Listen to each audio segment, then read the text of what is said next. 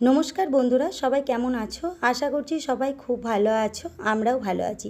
তো সকাল সকাল সবাইকে গুড মর্নিং জানিয়ে আমি আমার ভিডিও শুরু করছি। সকালে ব্রাশ ট্রাশ করে একটু ফ্রেশ হয়ে নিয়েছি।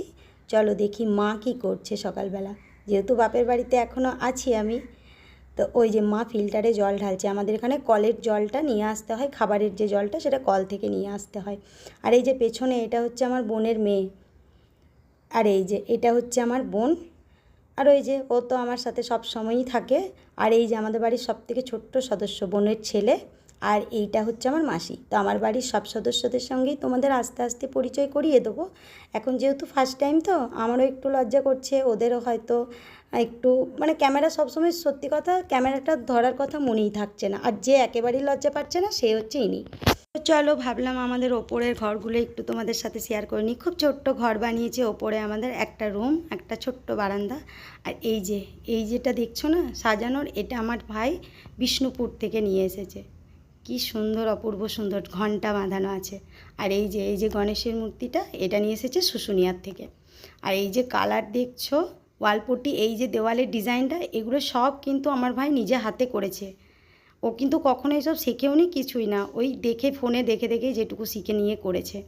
আর এই যে একটা রুম বানিয়েছে, একটা বড়, এখনও কিছু জিনিসপত্র রাখা নেই, সবে মাত্র নতুন তৈরি হয়েছে, তাই কেউ সেরকমভাবে থাকেও না, যেহেতু মা আর ভাই, তো বাবা তো নেই।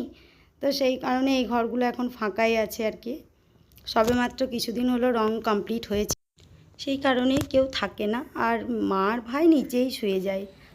আর এই যে আমি এসে গেছি ছাদে।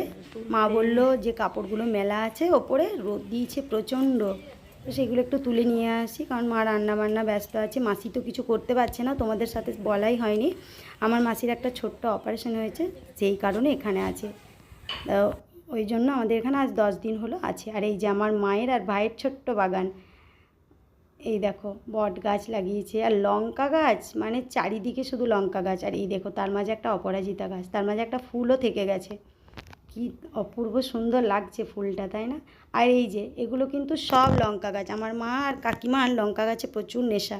আর এই যে একটা লেবু গাছ, এটা আমার বাবা লাগিয়ে দিয়ে গিয়েছিল। এই দেখো ফুল গাছও আছে তার মধ্যে, টুকটাক ঘরের একটু একটু ঠাকুরকে পুজো দিতে। আর এই যে নিচে এসেই দেখি এনারা দুইজন কিন্তু বসে গেছেন সেবা করতে। এই আমার মাসি আর ওই যে আমার ছেলে, দুজনে কি বলা বলি করছিল কে জানে, ওরা বুঝতেও পারেনি আমি ক্যামেরা করছি। আর এই দেখো ছেলে যেই না দেখেছে অমনি হাত দিয়ে আড়াল দিচ্ছে।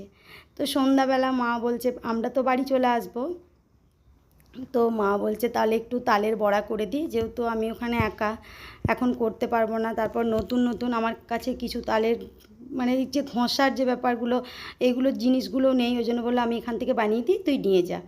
তো রাত্রির দিকে, সন্ধ্যাবেলার দিকে ভাই বোনের মেয়েকে আর আমার ছেলেকে শিব মন্দির নিয়ে গেছিলো ঘুরতে। তো দেখেছো ওরা কীরকম কপালে তিলক নিয়ে এসেছে, আর সেই দেখে আমার বোনের ছেলে অবাক। আর এই যে আমাদের দুটি সমান, আমার ছেলে তো ভীষণ দুষ্টু। আর দেখেছো ওরা কিভাবে পোজ দিচ্ছে, ওরা ভাবছে আমি ছবি তুলছি, সেই কারণে স্টপ হয়ে একদম চুপচাপ বসে আছে নিজেদের মতো করে। তো ঘুরে এলো ওরা ভাইয়ের সাথে। আর আমাদের বাড়ির সব থেকে প্রিয় সদস্য, এই দেখো, আগে ওদের সাথেই তোমাদের পরিচয় করাই, তারপর বাড়ির অন্যান্য মেম্বারদের সাথে পরিচয় করাবো। এনারা 2 বছরেরও বেশি হলো আমাদের বাড়ির সদস্য হয়ে গেছে। আমাদের থেকেও আমাদের বাবার আরও বেশি কাছের ছিল, কারণ বাবা যখন দোকান থেকে ফিরতো না, ওরা ছটফট করতো একেবারে ওখানে, মানে যতক্ষণ খাবারের কৌটো খুলে ওদেরকে খাবার দিত ততক্ষণ ছটফট ছটফট করতো।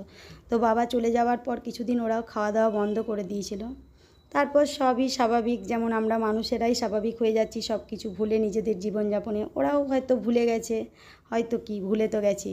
তো আমরা ওই যে বাড়ির দিকে রওনা দিয়েছি দিনের শেষে, ঠিক রাত্রি 9টা বাজে এখন, আমরা সবে বেরিয়েছি বাড়ির থেকে। তো চলো ভিডিওটাও আজকের মতো এখানেই শেষ করছি। ভালো লাগলে সবাই লাইক কমেন্ট শেয়ার একটু করে দিও। দেখা হচ্ছে খুব তাড়াতাড়ি অন্য কোনো একটা ভিডিওর সাথে, ততক্ষণের জন্য সবাই ভালো থেকো।